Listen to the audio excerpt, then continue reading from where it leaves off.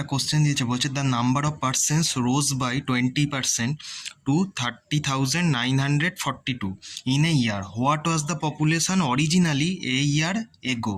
এবার চারটে অপশান দিয়েছে।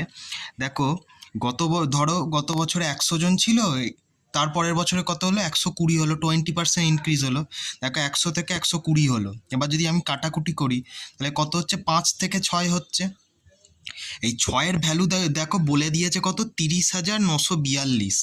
এই 6-এর ভ্যালু যদি 30,942 হয়, এটা কত গুণ হচ্ছে 6-এর, 5,157 গুণ হচ্ছে। তাহলে 5-এরও 5,157 গুণ করলে কত হচ্ছে, 25,785। মানে গত বছর যদি পপুলেশন 25,785 থাকে, পরের বছর তার 20% বেড়ে কত হচ্ছে, 30,942। এটা তার মানে অপশান বি হচ্ছে এর কারেক্ট অ্যান্সার। এটা দেখো এসএসসি সিপিও 2022-এ এসেছিল, প্রিভিয়াস ইয়ারের কোশ্চেন। যদি ভিডিওটি ভালো লেগে